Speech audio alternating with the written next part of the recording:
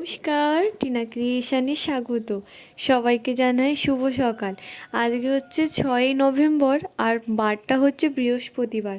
আগের বার আপনাদের সাথে শেয়ার করেছিলাম যে আমি ঘরদোর গোছ করছি একটি বিশেষ পুজোর জন্য, সেটা হচ্ছে কার্তিক পুজো। একটি কারণবশত আমাদের কার্তিক মাস পড়াতেই বৃহস্পতিবারে একটি দিন দেখে পুজোটা আমরা করে নিচ্ছি। এই যে আমি এখানে আলপনা দিয়ে দিয়েছি, সঞ্জিত বাজার থেকে বাজারগুলো সেরে এনেছে। আগের দিনে তো আপনাদের দেখালাম যে বেনে মশলা আর আমরা সেরে এনেছি। আজকে হাঁড়ি কুড়িগুলো একদম ধুয়ে নিলাম, সঞ্জিত সবে আনলো, এখানে ধুয়ে একেবারে তুলে নিচ্ছি। এরপরে একটু চাল বাটা দিয়ে একটু ছিটে ছিটে মতো দিয়ে দেব। আসলে একটি দুর্ঘটনা হয়তো ঘটে যেতে পারে, সেই কারণে আমরা তাড়াতাড়ি পুজোটা করে নিচ্ছি। আর আমাদের পুজোর পরেই হবে আমার ননদের পুজো। এই যে এখানে আমি আলপনাগুলো একটু দিয়ে দিয়েছি, আর চাল বাটা একটু শক্ত করে এটা আমি শিলে বেটে নিয়েছি। নিয়ে এখানে আখসর্ষিটা তৈরি করে দিলাম আর একটু তেল দিয়ে দিলাম। এর মধ্যে এসে গেছে মা আর সোনা, বাপি বম্মা আরে সবাই পরে আসবে।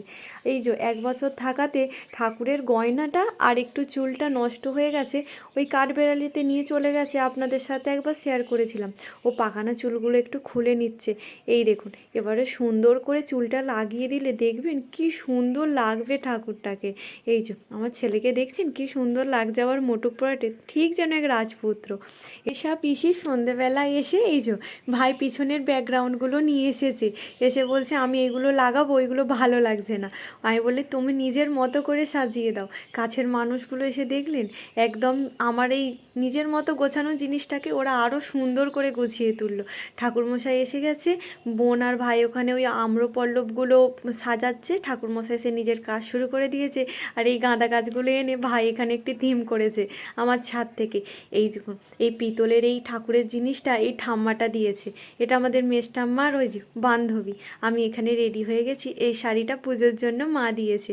এই যে সোনা বলছে দিদি তুমি শাড়ি পরেছো, আমি বলছি হ্যাঁ, একটু রেডি হয়ে নিয়েছি শুধু শাড়িটা পরে।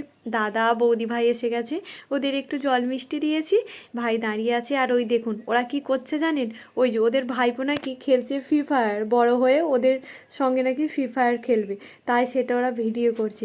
আমাদের দুজনকে কেমন লাগছে বলুন তো, ধুতি পাঞ্জাবি সঙ্গে শাড়ি, কেমন লাগছে অবশ্যই জানাবেন। পুজো শুরু হয়ে গেছে, আমি এখানে জাগ প্রদীপটা জ্বালিয়ে দিলাম আর টুকিটাকি যেগুলো আছে সেগুলো জ্বালিয়ে দিলাম। পুজোয় বসবো, তাই সঞ্জিত গলায় গোড়েমালা পরিয়ে দিল। আমরা ঠাকুর কাছে গড় করে এলাম। এখানে ভাইগুলো ওরাই হচ্ছে আমাদের কার্তিক দিয়েছে, আবার সঙ্গে সঞ্জিতের স্টুডেন্ট অনুমতি দিয়ে দিল, চক্ষুদান হয়ে গেছে। এবার আমরা পুজোয় বসে পড়লাম।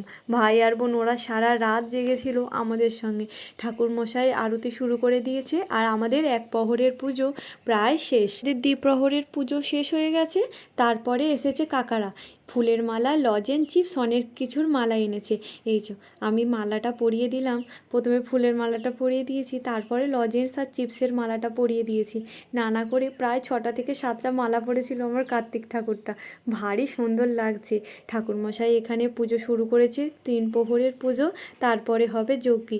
এখানে সুমনা এই যে আর দিব্যেন্দু বসে বসে ওরা শাঁখ ঘন্টা বাজাচ্ছে, আর ও বসে বসে দেখছেন কি করছে। তাহলে ভাইপো কি শিখবে একবার বলতে পারেন।